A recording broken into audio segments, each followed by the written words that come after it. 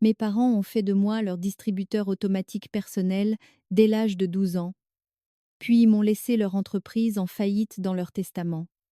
J'ai donc dénoncé leur décennie de fraude. 5 ans plus tard, ma mère travaille dans une épicerie et envoie des lettres depuis une adresse pour laquelle elle se disait autrefois trop bien. En grandissant, j'ai toujours été la personne responsable. Quand mon père s'est blessé au dos au travail alors que j'avais 12 ans, mes parents m'ont clairement fait comprendre que je devais prendre le relais. Mon frère cadet, Marcus, n'avait que 8 ans. Donc évidemment, il ne pouvait pas aider. À 16 ans, je remettais chaque chèque de paie pour que l'électricité ne soit pas coupée. Mes parents me serraient dans leurs bras en me disant à quel point ils étaient fiers de leur petit protecteur. Cependant, ces câlins ne venaient que le jour de la paix. À 19 ans, j'ai été acceptée dans une université hors de l'État avec une bourse partielle. J'avais juste besoin que mes parents signent les papiers d'aide financière. Ils ont refusé. Ils ont dit que la famille avait besoin que je reste ici pour travailler. Marcus est entré dans la même université 4 ans plus tard. Et ils ont signé ses papiers immédiatement. Ils ont même contracté des prêts pour lui pendant que je cumulais 2 emplois pour payer le loyer. La chose qui m'a vraiment piégée est arrivée quand j'avais 32 ans. J'ai essayé de réduire mes paiements mensuels envers eux de 3 500 $ à 2 000 $ parce que mon fiancé, Jordan, et moi voulions commencer à épargner pour notre mariage. Mes parents ont complètement perdu la tête. Ma mère a appelé mon patron et lui a dit que j'étais mentalement instable et que je volais mes parents âgés. Elle a pleuré en disant que je les maltraitais financièrement. J'ai failli perdre mon poste de cadre supérieur. Les ressources humaines s'en sont mêlées et j'ai dû montrer mes relevés bancaires pour prouver que je leur donnais de l'argent au lieu d'en prendre. C'était humiliant. L'année dernière, j'ai réessayé. Je leur ai dit que je devais sauter juste 1 mois parce que Jordan avait besoin d'une opération chirurgicale. Ils se sont présentés à mon bureau et ont fait une telle scène que la sécurité a dû les escorter dehors. Mon plus gros client a été témoin de toute la scène et a rompu son contrat avec notre entreprise. J'ai perdu une commission de 50 000 $. Alors, quand ils m'ont dit qu'ils mettaient à jour leur testament après que ma mère a eu un léger accident vasculaire cérébral, j'y ai vu la lumière au bout du tunnel. Ils m'avaient toujours promis que tout serait à moi un jour puisque j'avais tant sacrifié. Jordan et moi avions toujours prévu d'emménager dans leur maison que mon père avait construite sur un immense terrain. C'était la maison de nos rêves.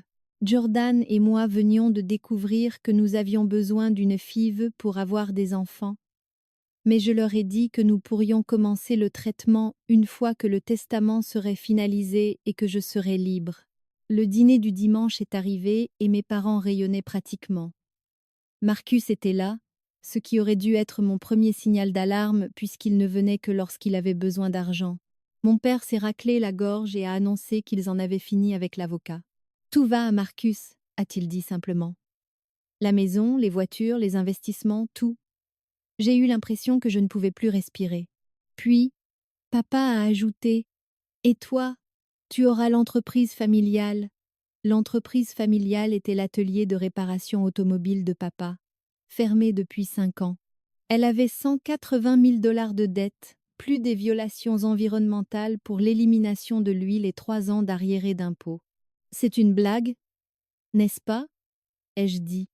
Marcus ne pouvait pas cacher son sourire narquois. Je m'occuperai de la maison, frérot. Tu es si doué avec l'argent, tu arriveras à redresser l'affaire, a dit ma mère.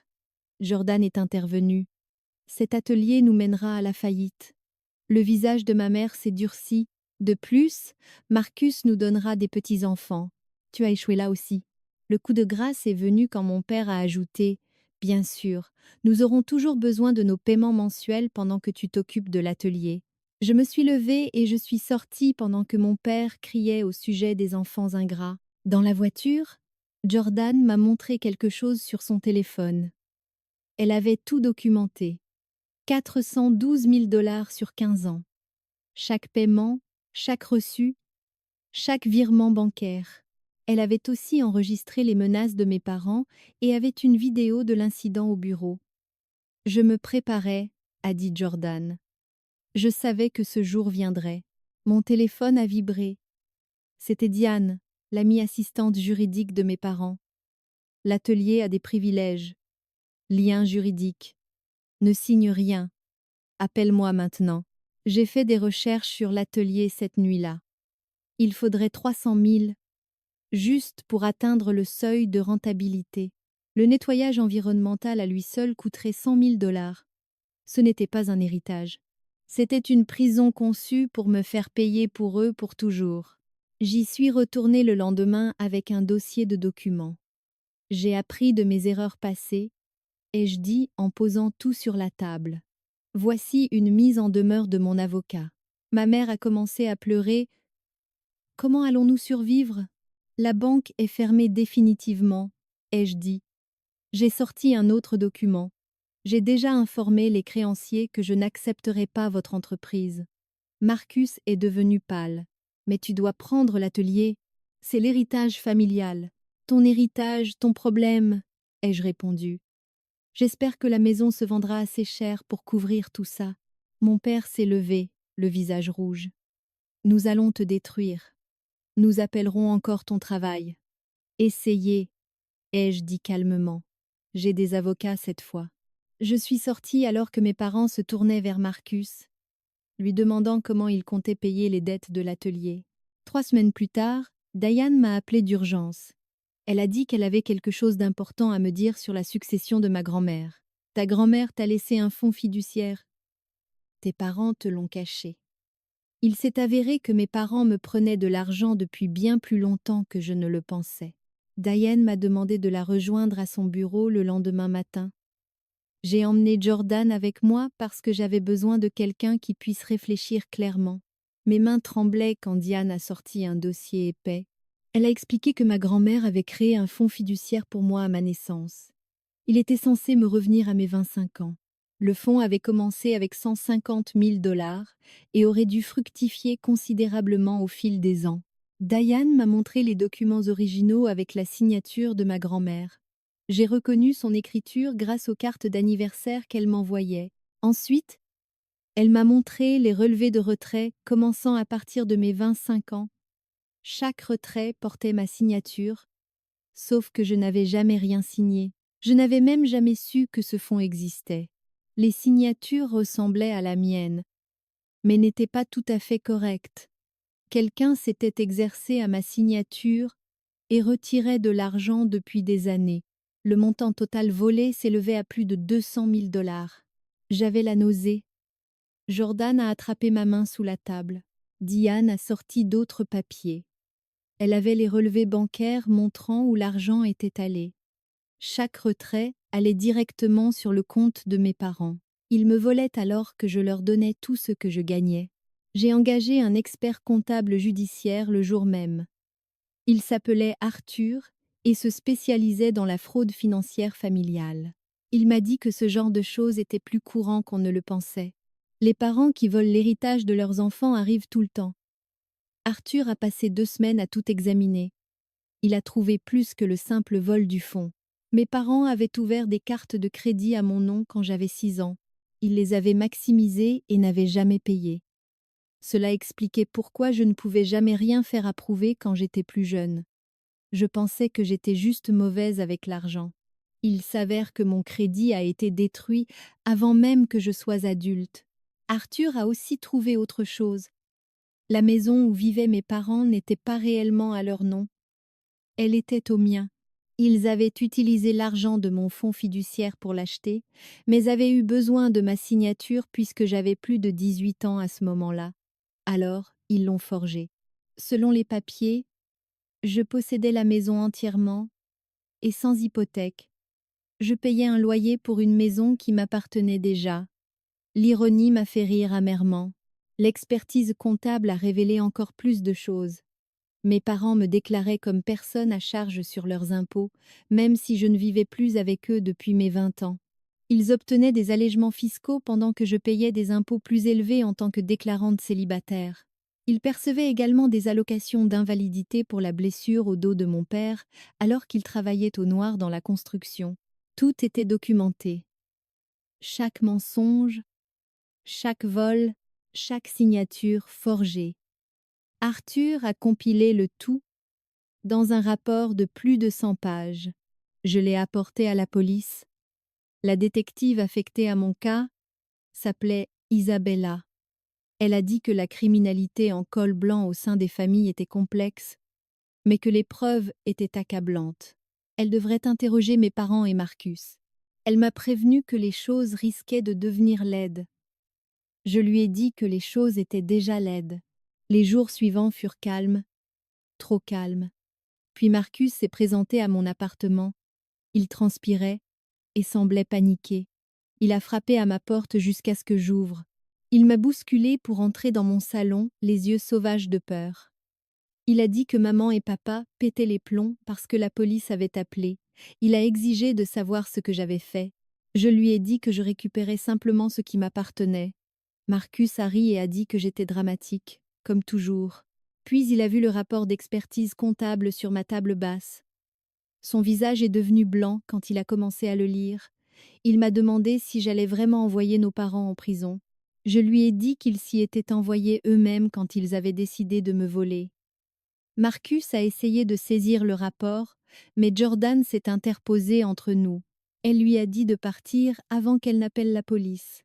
Marcus est parti, mais pas avant de me dire que je détruisais notre famille. Je lui ai dit que nos parents l'avaient déjà fait. Alors qu'il sortait en trombe, j'ai remarqué que ses mains tremblaient, tout comme les miennes au bureau de Diane. Pour la première fois depuis des années, Marcus avait l'air terrifié. Le lendemain matin, mon téléphone a commencé à exploser. Ma mère avait posté sur Facebook que sa fille ingrate essayait de détruire la famille. Elle avait écrit cette longue histoire larmoyante sur la façon dont ils avaient tout sacrifié pour moi et que maintenant je les abandonnais dans leur vieillesse. Mes tantes et oncles ont commencé à m'appeler. Ma cousine Maria m'a envoyé un message me demandant si j'avais vraiment appelé la police contre mes propres parents. Je n'ai répondu à aucun d'eux. Jordan a supprimé Facebook de mon téléphone et m'a dit de me concentrer sur ce qui comptait. La détective Isabella a appelé cet après-midi-là. Elle avait interrogé mes parents et il niait tout. Ils prétendaient que je leur avais donné la permission d'accéder au fonds fiduciaire. Ils disaient que je leur avais demandé de gérer mes finances parce que j'étais trop occupée par le travail. Ils ont même produit une lettre soi-disant de ma part les autorisant à effectuer des retraits. La lettre était dactylographiée et portait une signature qui ressemblait à la mienne mais ne l'était pas. Isabella a dit qu'elle l'envoyait à un expert en écriture. Elle a aussi dit que mes parents avaient engagé un avocat. Il s'appelait Donald et était connu pour prendre des dossiers familiaux sordides. 2 jours plus tard, j'ai reçu un appel de mon patron. Mes parents l'avaient contacté à nouveau. Cette fois, ils lui ont dit que je faisais une dépression nerveuse et que j'avais besoin d'aide. Ils ont dit que je faisais de fausses accusations parce que je ne prenais plus mes médicaments. Je n'avais jamais pris de médicaments de ma vie. Mon patron m'a demandé si tout allait bien. J'ai dû m'asseoir et expliquer toute la situation. Il a écouté tranquillement et m'a dit de prendre quelques jours de congé pour gérer les choses. Il a dit qu'il comprenait, mais je pouvais entendre le doute dans sa voix. Cette nuit-là, quelqu'un a crevé mes pneus. Les 4. La caméra de sécurité du parking s'était mystérieusement arrêtée de fonctionner ce jour-là. Je savais que c'était Marcus, mais je ne pouvais pas le prouver. Jordan voulait que nous allions à l'hôtel, mais j'ai refusé d'être chassée de ma propre maison. Nous avons installé de nouvelles serrures et une caméra de sonnette à la place. La semaine suivante, l'avocat de mes parents m'a envoyé une lettre. Il proposait un arrangement. Ils admettraient avoir pris 50 000 du fonds et les rembourseraient sur 10 ans. En échange, je retirerais toutes les plaintes criminelles et continuerais à leur verser 2 000 $ par mois. J'ai ri en le lisant. Ils essayaient encore de me garder sous leur contrôle. J'ai dit à mon avocat de rejeter l'offre. Les choses ont dégénéré rapidement après cela. Mon père s'est présenté au travail de Jordan. Il a dit à ses collègues qu'elle me manipulait et me montait contre ma famille. Il a dit que Jordan en voulait à mon argent, ce qui était ironique puisque je n'avais plus d'argent parce qu'ils avaient tout volé. Le patron de Jordan a dû menacer d'appeler la sécurité avant que mon père n'accepte de partir. Jordan est rentrée à la maison en pleurant ce jour-là. Elle a dit « peut-être que nous devrions simplement accepter l'arrangement et passer à autre chose. Je lui ai dit non. Il nous avait déjà assez pris. La détective Isabella a appelé avec une mise à jour. L'expert en écriture a confirmé que les signatures étaient forgées. Elle a aussi trouvé quelque chose d'intéressant. Les retraits du fonds fiduciaire s'étaient arrêtés il y a 6 mois, pile au moment où ma mère a eu son AVC. Isabella pensait qu'il prévoyait de m'accuser de maltraitance envers les personnes âgées et de prétendre que je les volais. L'AVC avait bousculé leur calendrier. Maintenant, ils se débattaient. Mes parents ont essayé une nouvelle tactique. Ils ont commencé à appeler ma famille élargie avec des histoires tragiques. Ils ont dit à ma tante Émilie que j'avais coupé les vivres et qu'ils ne pouvaient plus payer les médicaments de maman. Ils ont dit à mon oncle Billy que j'essayais de voler leur maison. Ils ont même appelé les parents de Jordan pour leur dire que leur fille ruinait notre famille. La mère de Jordan nous a appelés, inquiète. Jordan a dû passer 1 heure à tout expliquer. Ses parents étaient horrifiés quand ils ont appris la vérité. Arthur, l'expert comptable, a trouvé plus de preuves. Mes parents utilisaient mon numéro de sécurité sociale depuis des années. Ils avaient ouvert des comptes de service public à mon nom, puis ne les avaient jamais payés. Ils avaient contracté des prêts sur salaire en utilisant mes informations. Les dommages totaux sur mon crédit étaient stupéfiants. Il faudrait des années pour tout réparer. Arthur a dit qu'il avait déjà vu des cas comme celui-ci, mais rarement aussi étendus. Il m'a demandé si je voulais qu'il continue à creuser. J'ai dit oui. J'avais besoin de tout savoir. Marcus a essayé de m'appeler à plusieurs reprises. Je n'ai pas répondu. Il a laissé un message vocal disant que nous devions parler. Il a dit que maman se rendait malade d'inquiétude. Il a dit que le dos de papa le faisait souffrir à cause du stress. Il m'a supplié. Le dernier message vocal était différent. Il semblait ivre. Il a admis qu'il était au courant pour le fonds fiduciaire. Il a dit que maman et papa lui avaient promis de partager l'argent avec lui s'il gardait le silence. Il a dit qu'il avait besoin de son héritage maintenant parce qu'il avait des dettes. Il m'a supplié de tout laisser tomber. J'ai enregistré ce message vocal. La détective Isabella a arrêté mes parents un mardi matin. Elle m'a appelé pour me prévenir. Elle a dit qu'ils seraient probablement libérés sous caution, mais que les accusations étaient sérieuses. Vol d'identité, fraude, faux en écriture, la liste était longue. Je me suis assise dans mon bureau, fixant le mur. Je ne pouvais pas me concentrer sur le travail. Je n'arrêtais pas de penser à toutes ces années à leur donner tout alors qu'ils me volaient dans mon dos. Ma mère a appelé de la prison. Je ne sais pas pourquoi j'ai répondu. Elle pleurait hystériquement. Elle a dit que j'étais un monstre. Elle a dit qu'elle aurait aimé ne jamais m'avoir eu. Elle a dit que Marcus était le seul enfant qui les aimait. Elle a dit que je le regretterais quand il serait mort. J'ai raccroché. Mes mains tremblaient. Jordan m'a tenue pendant que je pleurais. Pas parce que j'étais triste, mais parce que j'étais en colère. Tellement en colère. Ils ont payé la caution cet après-midi-là. Marcus avait mis sa voiture en garantie. J'ai découvert plus tard qu'il avait emprunté de l'argent à des usuriers pour payer leur avocat. Il était dans de sales draps, mais c'était son choix. Il les avait choisis eux plutôt que la vérité, comme toujours. Les semaines suivantes furent un tourbillon de rendez-vous juridiques. Mon avocat préparait un procès civil pendant que le procureur s'occupait des accusations criminelles. Nous devions tout documenter. Chaque signature forgée, chaque paiement volé, chaque compte frauduleux. La pile de preuves grandissait chaque jour. L'avocat de mes parents essayait sans cesse de négocier. Les offres devenaient légèrement meilleures à chaque fois, mais elles étaient toujours insultantes. Ils voulaient admettre un minimum de tort et rembourser une fraction de ce qu'ils avaient volé. Ils voulaient aussi que je continue à les soutenir financièrement.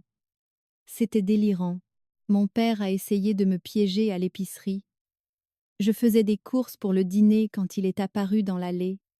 Il avait l'air plus vieux, plus gris. Il a commencé à parler de quand j'étais petite, comment il m'emmenait à la pêche, à quel point il était fier quand j'ai eu mon premier emploi. Il a dit que nous pourrions régler cela en famille. Je lui ai dit que nous n'étions pas une famille. Nous étions une victime et un criminel. Il s'est mis en colère. Puis son visage est devenu rouge, comme toujours. Il a dit que je leur devais tout pour m'avoir élevée. Je lui ai dit que les enfants ne doivent rien à leurs parents pour avoir fait le strict minimum. Il a levé la main comme s'il allait me frapper. Une autre cliente, une femme nommée Mélissa, est intervenue. Elle a demandé si j'avais besoin d'aide. Mon père a reculé et est parti. J'ai fini mes courses avec les mains tremblantes. Ma mère a essayé la manipulation émotionnelle. Elle m'a envoyé de vieilles photos de nous ensemble, des photos de Noël, d'anniversaire, de vacances en famille. Chaque photo était accompagnée d'un message sur son amour pour moi, sur le fait qu'elle n'avait voulu que le meilleur pour moi, que l'argent du fonds fiduciaire avait été utilisé pour les dépenses familiales. Je n'ai pas répondu. Jordan a suggéré de bloquer son numéro, mais je voulais garder les messages comme preuve de harcèlement. Le désespoir de Marcus a grandi. Les usuriers voulaient leur argent. Il ne pouvait pas payer car tout son argent était lié aux frais de justice de nos parents. Il a commencé à se présenter à mon appartement à toute heure, frappant à la porte, exigeant de l'argent. La caméra de la sonnette a tout filmé. Il avait l'air terrible, maigre, mal rasé, avec des cernes noires sous les yeux. Une partie de moi avait pitié de lui, puis je me suis souvenu qu'il savait pour le vol et n'avait rien dit. Il avait choisi l'argent plutôt que sa sœur. La détective Isabella a appelé avec des nouvelles. Ils avaient trouvé d'autres victimes. Mes parents avaient déjà fait ça auparavant. La vieille tante de mon père s'était plainte il y a des années que de l'argent manquait sur ses comptes. Elle avait soupçonné mes parents, mais n'avait rien pu prouver. Elle était morte avant que quoi que ce soit n'aboutisse. Il y avait aussi des questions sur la mort de ma grand-mère. Elle avait changé son testament peu avant de mourir, laissant tout à mes parents au lieu de diviser entre eux et ses autres enfants. La signature semblait suspecte. Ils enquêtaient, même si trop de temps s'était écoulé pour engager des poursuites. Ma situation au travail s'est détériorée. Bien que mon patron ait dit qu'il comprenait, le drame constant affectait mes performances. Les clients posaient des questions sur la famille qui visitait mon bureau. Des collègues chuchotaient au sujet de l'implication de la police. J'ai surpris quelqu'un dire « Elle a dû faire quelque chose pour mériter ça ». Personne ne comprenait comment des parents pouvaient voler leur propre enfant, donc je devais mentir. J'ai commencé à chercher un nouvel emploi. Jordan a été mon roc à travers tout ça. Elle gérait les avocats quand je n'en pouvais plus. Elle documentait chaque incident. Elle me forçait à manger quand j'oubliais. Elle me rappelait pourquoi nous nous battions. Nous méritions de commencer notre famille sans l'ombre de mes parents sur nous. Nous méritions d'utiliser notre argent pour la FIV au lieu de soutenir des voleurs. Nous méritions la paix. Les preuves médico-légales continuaient de s'accumuler. Arthur a trouvé des comptes d'investissement que mes parents avaient ouverts à mon nom. Ils avaient joué en bourse avec mon argent et avaient perdu. Les pertes étaient significatives. Il a aussi trouvé des propriétés qu'ils avaient achetées en utilisant les fonds de mon trust. Pas seulement la maison, mais des terrains vacants et une propriété locative. Tout était à mon nom, mais je n'avais jamais vu un centime de profit. Les revenus locatifs allaient directement sur leur compte. L'avocat de mes parents a fait une autre offre. Cette fois, ils admettaient avoir pris 150 000 $. Ils proposaient de me céder la maison et la propriété locative pour régler la dette. Ils accepteraient également de n'avoir aucun contact si je retirais les plaintes criminelles. Mon avocat a dit que c'était un progrès, mais toujours pas assez. Le vol réel s'élevait à plus de 400 000 $, en comptant tout, plus les dommages à mon crédit et à ma carrière. Nous avons rejeté l'offre. C'est là que les choses sont devenues dangereuses. J'ai commencé à recevoir des menaces anonymes, des SMS disant que je le regretterais, des emails décrivant ce qui arriverait si je ne retirais pas les plaintes. J'ai tout donné à la détective Isabella. Elle a augmenté les patrouilles autour de mon appartement. Elle a dit « Tes parents nient avoir envoyé les menaces, mais le langage est similaire à leurs autres messages. Elle pensait que c'était eux ou quelqu'un agissant en leur nom. Une nuit, Jordan et moi sommes rentrés pour trouver notre porte ouverte. Rien n'avait été volé, mais des choses avaient été déplacées, des photos retournées face contre terre, des tiroirs ouverts, des papiers éparpillés. C'était un message. Il pouvait nous atteindre quand il le voulait. Nous avons appelé la police et fait un rapport. L'officier a dit que sans preuve d'entrée par effraction, il n'y avait pas grand-chose à faire. Nous avons dormi à l'hôtel cette nuit-là. J'ai rencontré la détective Isabella le lendemain. Elle a dit que le dossier criminel était solide, mais que ses tactiques d'intimidation étaient inquiétantes. Elle a suggéré que j'envisage une ordonnance de protection. Le problème était de prouver que mes parents étaient derrière tout ça. Marcus avait des alibis pour tout. Mes parents prétendaient qu'ils étaient trop dévastés pour quitter leur maison. Sans preuve concrète, nous étions coincés. Ma cousine Maria m'a contactée. Elle a dit qu'elle avait réfléchi à tout ça. Elle se souvenait de choses étranges, de quand nous étions enfants. Comment ma grand-mère me donnait toujours de l'argent pour mon anniversaire, mais qu'il disparaissait toujours.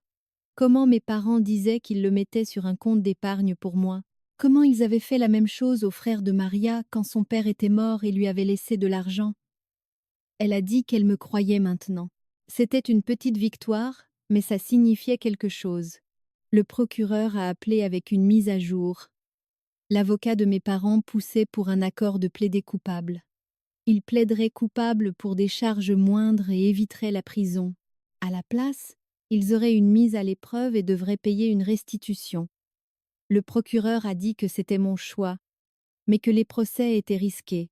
Les jurés sympathisent parfois avec des parents âgés, même quand ils sont coupables. J'ai dit que j'avais besoin d'y réfléchir. Jordan et moi avons parlé pendant des heures cette nuit-là. Une partie de moi les voulait en prison. Ils avaient volé des années de ma vie, pas seulement de l'argent, mais une autre partie de moi voulait juste que ce soit fini. Le stress nous rongeait. Nous n'avions pas commencé la FIV parce que nous ne pouvions pas supporter plus de tumulte émotionnel. Nous vivions dans la peur, regardant toujours derrière nous. Peut-être que la mise à l'épreuve et la restitution suffiraient.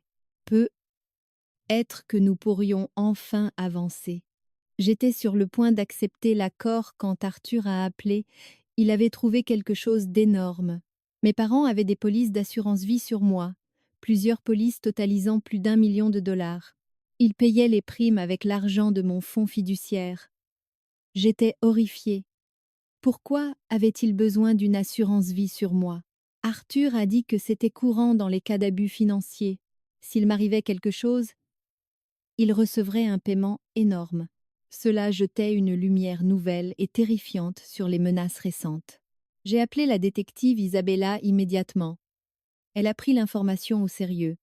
Des polices d'assurance vie combinées à des menaces et de l'intimidation peignaient un tableau troublant. Elle a dit qu'elle examinerait cela de plus près. Elle m'a aussi fortement suggéré de ne jamais être seule nulle part. Jordan et moi avons commencé à varier nos habitudes.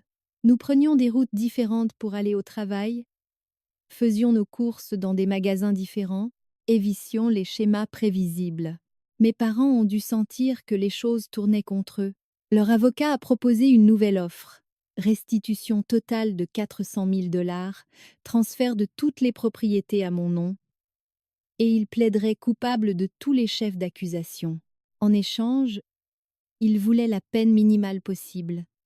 Mon avocat a dit que c'était la meilleure offre que nous obtiendrions. Le procureur était d'accord. Avec une bonne conduite, il pourrait ne purger qu'1 an ou 2. Ce n'était pas assez pour ce qu'ils avaient fait, mais c'était quelque chose. J'ai lutté avec la décision. Ces gens m'avaient élevé, même s'ils l'avaient mal fait. Ils étaient toujours mes parents, mais ensuite, j'ai pensé à toutes les opportunités qu'ils m'avaient volées, l'éducation que je n'ai jamais eue, le mariage que Jordan et moi avons dû reporter, les enfants que nous ne pouvions pas encore nous permettre d'avoir. Ils avaient volé mon passé et essayé de voler mon futur. Ils méritaient n'importe quelle punition qu'ils recevraient. Avant que je puisse décider, Marcus a fait son coup. Il s'est présenté à mon bureau avec 2 hommes que je ne connaissais pas. Des hommes costauds au visage dur. La sécurité les a arrêtés dans le hall, mais Marcus a hurlé sous ma fenêtre. Il a dit que j'avais ruiné sa vie.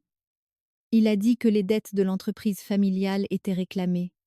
Il a dit que des gens venaient pour lui à cause de moi. Il a dit que si je ne réglais pas ça, il me réglerait mon compte. La sécurité les a escortés dehors, mais la menace était claire. J'ai appelé la détective Isabella pour la visite de Marcus. Elle a récupéré les images de sécurité et a identifié l'un des hommes avec Marcus. Il avait un casier pour agression et extorsion. Il travaillait pour les usuriers à qui Marcus avait emprunté. Maintenant je comprenais. Marcus était en danger, et il était assez désespéré pour me mettre en danger aussi. Isabella a dit qu'elle ferait venir Marcus pour interrogatoire. Cette nuit-là, je n'ai pas pu dormir. Je n'arrêtais pas de penser à la façon dont on en était arrivé là. Ma propre famille me menaçant, me traquant, essayant de me détruire. Tout ça parce que j'avais enfin dit non. Tout ça parce que j'avais exigé ce qui m'appartenait. Jordan m'a tenue pendant que je pleurais. Pas de tristesse, mais d'épuisement. J'étais si fatiguée d'avoir peur, si fatiguée de me battre, mais je ne pouvais pas abandonner maintenant. Pas alors que nous étions si proches. Le lendemain matin a apporté le chaos. Marcus avait été arrêté pour avoir proféré des menaces terroristes. Les usuriers qu'il devait avaient également été arrêtés pour des charges non liées. La maison de mes parents avait été perquisitionnée et la police y avait trouvé des preuves de leurs crimes. Documents forgés, fausses cartes d'identité à mon nom, registre de tous leurs stratagèmes. Ils avaient tout gardé, pensant qu'ils ne seraient jamais pris. Leur arrogance a causé leur perte. Ma mère a appelé du bureau de son avocat. Elle était plus calme que je ne l'avais jamais entendue. Elle a dit qu'elle accepterait l'accord de plaider coupable. Elle plaiderait coupable et purgerait sa peine. Mais elle avait une condition. Elle voulait me voir une dernière fois pour expliquer pourquoi il l'avait fait. Je ne lui devais rien, mais j'étais curieuse. Après toutes ces années, je voulais comprendre. Jordan ne voulait pas que j'y aille. Mais j'avais besoin de tourner la page. Nous nous sommes retrouvés au bureau de l'avocat avec tout le monde présent. Ma mère avait l'air petite et vieille. Elle a commencé à parler de son enfance, de la pauvreté qu'ils avaient connue, comment elle avait juré que ses enfants ne lutteraient jamais comme elle. Elle a dit que l'argent du fonds fiduciaire était censé être pour la famille. Elle a dit que j'étais égoïste de vouloir tout pour moi seule. Elle a dit qu'elle n'avait pris que ce que j'aurais gaspillé de toute façon. Même face à la prison, elle ne pouvait pas admettre qu'elle avait tort.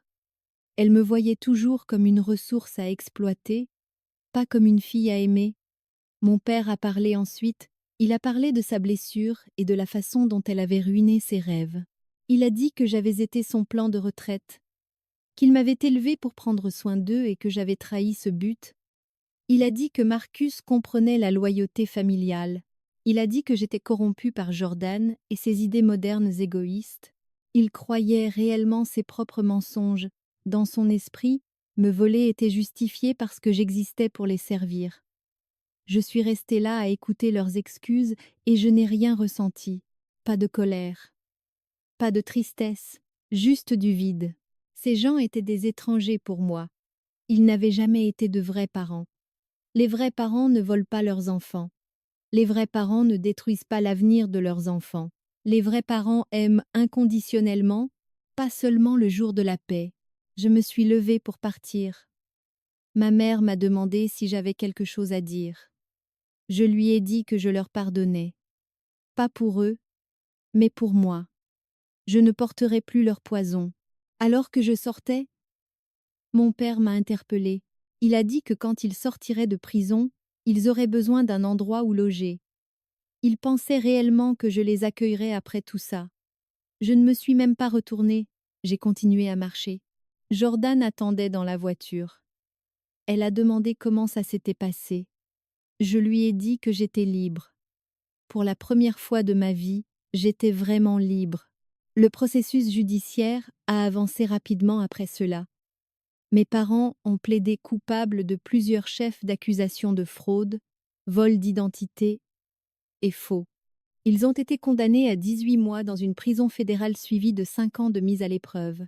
Ils ont dû payer la restitution totale, bien que je sache que je ne verrai jamais la totalité de la somme. Marcus a plaidé coupable pour les menaces et a écopé de 6 mois plus une thérapie de gestion de la colère. Les usuriers qu'il devait étaient un autre problème, mais ce n'était plus mon souci.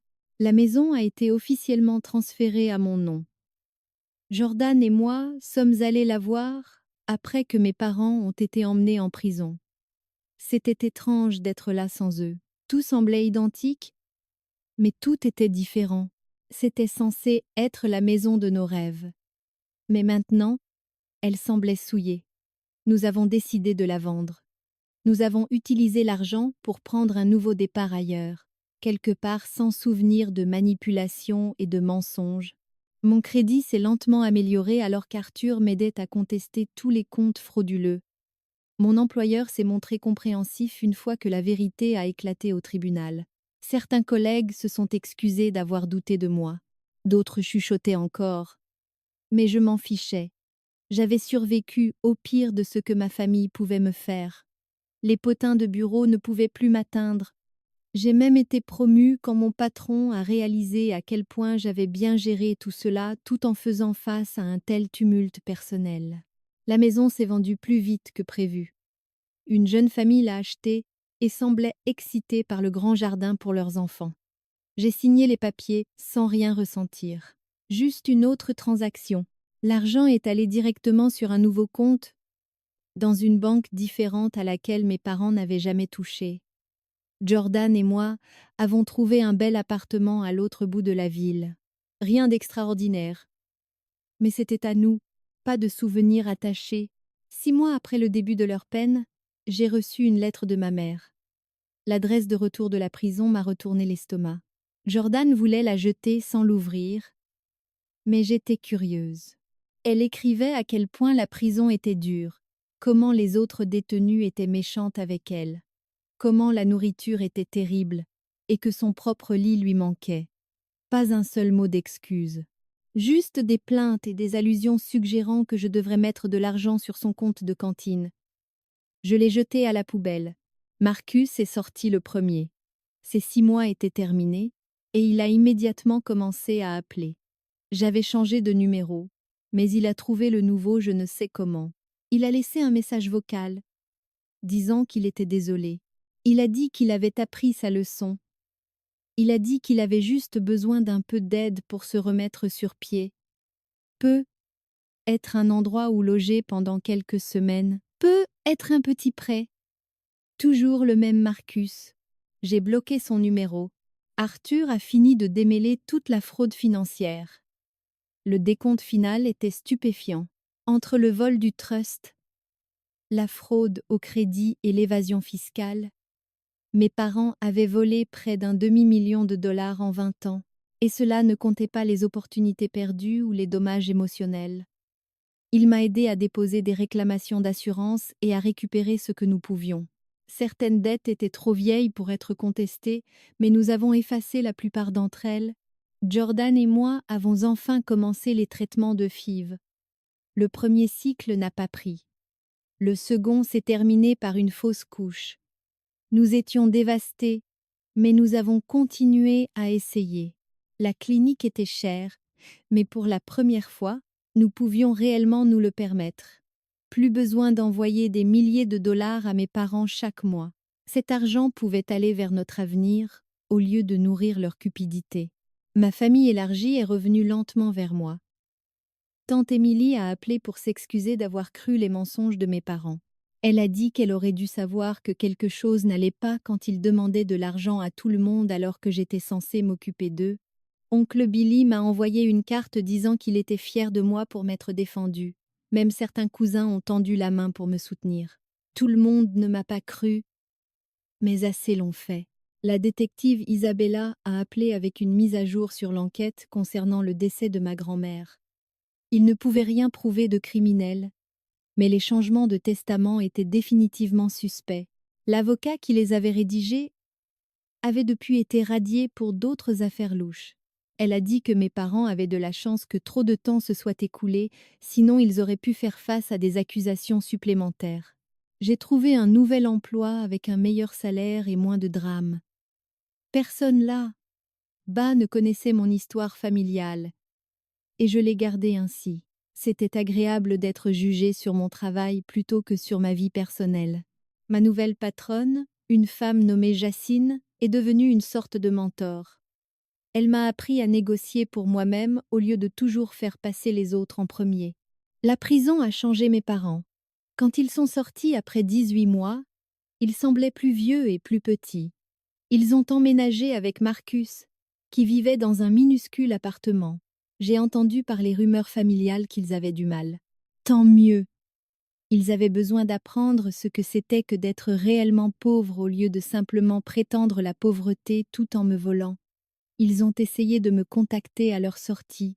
Ils se sont présentés à mon ancien appartement, mais nous avions déjà déménagé. Ils sont allés à mon ancien travail, mais je n'y étais plus. Ils ont même essayé de passer par les parents de Jordan, mais sa famille est restée ferme. Finalement, ils ont abandonné, ou du moins c'est ce que je pensais. Le 3e cycle de FIV a fonctionné. Jordan était enceinte de jumeaux. Nous étions aux anges, mais aussi terrifiés. 2 bébés signifiaient tout en double. Nous avons commencé à nous préparer, achetant des berceaux et des sièges auto, créant des fonds pour l'université auxquels personne ne pourrait toucher sauf nous. Ces enfants auraient ce que je n'ai jamais eu: la sécurité et des parents qui les font passer en premier. C'est là que mes parents ont tenté leur dernier coup. Ils m'ont poursuivi en justice. Ils ont dit que la vente de la maison était illégale parce qu'ils étaient sous la contrainte quand ils l'ont signée. Ils ont dit que je les avais manipulés pour qu'ils confessent. Leur nouvel avocat, un chasseur d'ambulance nommé Alan, a déposé une plainte civile réclamant l'argent de la maison plus des dommages-intérêts. C'était désespéré et pathétique, mais je devais quand même répondre. Mon avocat a ri quand il a vu le dossier. Il a dit qu'il n'avait aucune chance. Les condamnations criminelles montraient clairement qui étaient les vrais criminels. De plus, ils avaient plaidé coupables. Difficile de clamer son innocence après ça, mais nous devions quand même passer par les procédures. Encore des frais de justice, encore du stress pendant que Jordan était enceinte. L'affaire civile a été classée sans suite rapidement. Le juge a essentiellement dit à leur avocat d'arrêter de faire perdre son temps à la cour. Mes parents avaient admis leur culpabilité au tribunal criminel.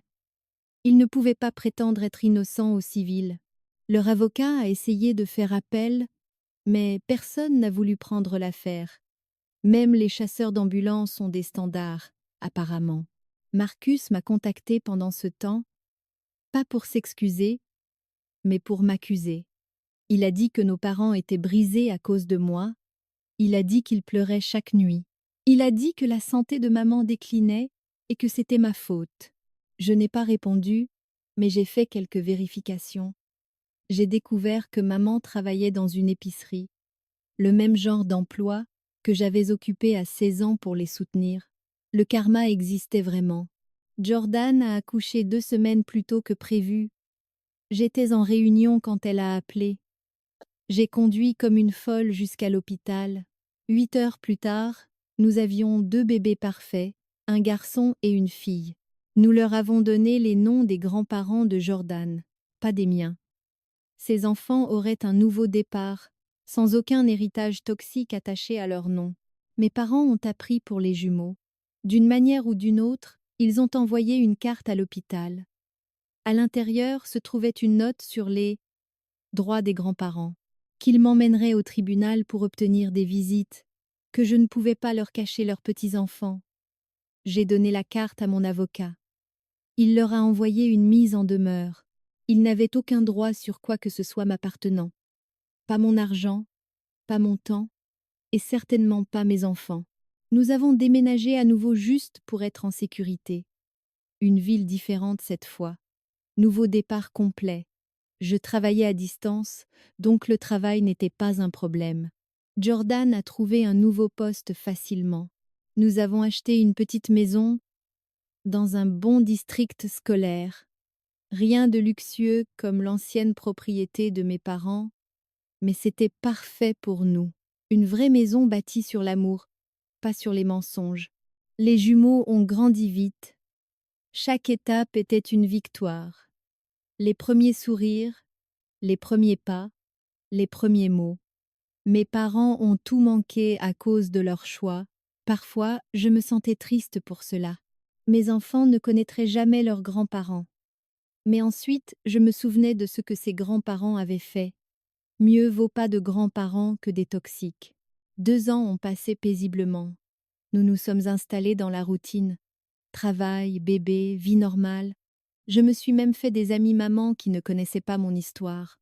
Nous avions des rendez-vous de jeu et des cafés sans drame. C'était tout ce que j'avais voulu, mais que je pensais ne jamais avoir. Le bonheur tranquille, sans crise constante. Puis Diane a appelé, l'ancienne amie assistante juridique de mes parents qui m'avait aidée à découvrir le fonds fiduciaire. Elle partait à la retraite et nettoyait ses vieux dossiers. Elle a trouvé quelque chose qu'elle pensait que je devais voir, des documents datant de ma naissance. Apparemment, ma grand-mère avait créé des fonds d'éducation pour tous ses petits-enfants, pas seulement le trust, des comptes séparés spécifiquement pour l'université. Mes parents les avaient vidés aussi. Ils avaient forgé ma signature pour fermer les comptes quand j'ai eu 18 ans. Ils avaient utilisé l'argent pour les études de Marcus tout en me disant que je ne pouvais pas me permettre d'aller à l'école. La trahison piquait encore, même après tout le reste. Mais Diane avait une bonne nouvelle. La banque avait gardé les registres. La fraude était documentée. Je pouvais l'ajouter à l'ordonnance de restitution. Mon avocat a déposé les réclamations additionnelles. L'âge de probation de mes parents n'était pas ravi qu'ils aient caché d'autres actifs volés. Le juge a ajouté une autre année de mise à l'épreuve et augmenté le montant de la restitution. Mes parents me rembourseraient jusqu'à leur mort. Ce n'était toujours pas assez pour ce qu'ils avaient volé, mais c'était quelque chose. Marcus a disparu vers cette époque. Le réseau de potins familiaux disait qu'il avait quitté la ville, devant de l'argent aux mauvaises personnes. Mes parents ont été expulsés de son appartement quand il a arrêté de payer le loyer. Ils ont fini brièvement dans un refuge avant de trouver un logement social pour seniors. Le même genre d'endroit dont ils avaient toujours dit qu'ils étaient trop bien pour y vivre. Je n'ai rien ressenti quand je l'ai appris. Pas de satisfaction, mais pas de pitié non plus. Ils avaient fait leur choix. Chaque vol, chaque mensonge, chaque manipulation les avait menés là. Ils avaient 2 enfants, qui auraient pu les aimer. À la place, ils avaient 2 victimes qui ne voulaient rien avoir à faire avec eux. Ils avaient choisi l'argent plutôt que la famille, et avaient fini sans l'un ni l'autre. Les jumeaux ont commencé la maternelle. Jordan et moi avons toutes les 2 pleuré au moment de les laisser. Ils étaient si confiants et heureux. Pas d'anxiété au sujet de l'argent, pas de peur de la déception, juste des enfants normaux vivant des vies normales. Tout ce pour quoi j'avais travaillé, tout ce que mes parents avaient essayé de voler. Mais nous avions gagné à la fin. Ma cote de crédit s'est enfin rétablie complètement. Il avait fallu 5 ans, mais toute la fraude était effacée. J'ai même pu obtenir un prêt commercial. J'ai lancé mon propre cabinet de conseil. J'ai utilisé tout ce que j'avais appris sur la fraude financière pour aider d'autres victimes.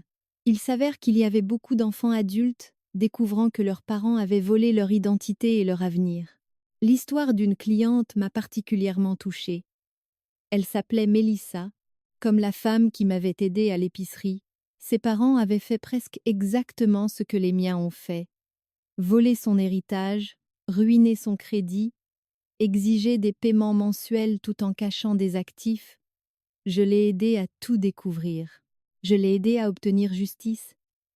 C'était gratifiant de transformer ma douleur en mission. L'entreprise a grandi. J'ai embauché Arthur comme consultant. Nous formions une bonne équipe. Il trouvait la fraude et j'aidais les clients à gérer le côté émotionnel parce que c'était la partie la plus difficile. Pas l'argent, mais la trahison. Apprendre que les gens qui auraient dû vous protéger, vous avez systématiquement détruite à la place. Il a fallu du temps pour guérir de cela. Jordan a suggéré que j'écrive sur notre expérience, que je commence un blog ou quelque chose du genre pour aider les autres à reconnaître les signes. J'y ai pensé, mais je n'étais pas encore prête. Peut être un jour. Pour l'instant, je me concentrais sur l'avenir, bâtissant la vie que mes parents avaient essayé de me refuser, être le parent qu'ils n'ont jamais été. Nous avons eu une dernière frayeur quand les jumeaux ont eu 5 ans. Mon père a eu une crise cardiaque. Marcus a refait surface assez longtemps pour m'appeler. Il a dit que papa mourait et qu'il voulait me voir. Il a dit que je regretterais de ne pas lui avoir dit adieu. J'ai demandé si papa avait dit qu'il était désolé. Marcus a gardé le silence, puis a admis que non. Papa pensait toujours que je lui devais quelque chose. J'ai souhaité bonne chance à Marcus et j'ai raccroché. Papa a survécu, mais de justesse. Il a eu besoin de soins constants par la suite. Maman ne pouvait pas les fournir tout en travaillant. Ils ont fini dans des établissements séparés. Maman en logement senior, papa dans une maison de retraite. L'État payait parce qu'ils n'avaient plus d'actifs. Tous leurs stratagèmes les ont menés exactement là où ils avaient toujours craint d'être, dépendants d'étrangers parce que leurs propres enfants ne voulaient pas les aider. Je sais que certaines personnes me jugent, me trouvent sans cœur de ne pas les aider. Ces gens n'ont pas vécu ma vie. Ils n'ont pas eu leur avenir volé par les personnes censées les aimer le plus. Ils ne comprennent pas que le sans contact n'est pas de la cruauté. C'est de l'autodéfense. La seule façon d'arrêter le cycle. Les jumeaux ont 7 ans maintenant. Ils posent des questions sur leurs grands-parents. Parfois, nous leur disons des vérités adaptées à leur âge. Certaines personnes ne sont pas sûres à fréquenter, même dans la famille. C'est triste. Mais les protéger est plus important que de maintenir les apparences. Ils comprennent à leur manière. Les enfants sont plus intelligents qu'on ne le pense. Jordan et moi essayons d'avoir un autre bébé, encore par FIV, mais nous pouvons nous le permettre maintenant. Les paiements mensuels de mes parents couvrent en réalité les traitements. C'est ironique que l'argent qu'ils ont volé aide à créer les petits-enfants qu'ils ne rencontreront jamais. Mais c'est leur perte. Ils ont choisi l'argent plutôt que la famille et ont perdu les deux. Parfois, je rêve d'eux. Ce ne sont plus des cauchemars, juste des rêves tristes. Qu'est-ce qui aurait pu se passer s'ils avaient été des personnes différentes? S'ils m'avaient aimé pour moi-même au lieu de ce que je pouvais fournir? Mais on ne peut pas changer les gens. On ne peut changer que notre façon de réagir face à eux. J'ai choisi la liberté. Avec le recul, je suis reconnaissante d'une manière étrange. Leur trahison m'a appris la force. Leurs mensonges m'ont appris à valoriser la vérité. Leur amour conditionnel m'a appris à aimer inconditionnellement. Je suis un meilleur parent parce que je sais ce qu'il ne faut pas faire. Mes enfants ne douteront jamais d'être aimés. Ils ne se sentiront jamais comme des distributeurs automatiques sur pattes. Ils n'auront jamais à acheter l'affection avec des chèques de paie. L'argent du trust est parti depuis longtemps, mais j'ai construit quelque chose de bien meilleur. Une vie libre de manipulation, une famille basée sur l'amour et non sur les transactions. Une véritable sécurité que personne ne pourra jamais me voler. Mes parents ne m'ont donné que des traumatismes et des dettes. Mais à partir de ce rien, j'ai tout construit.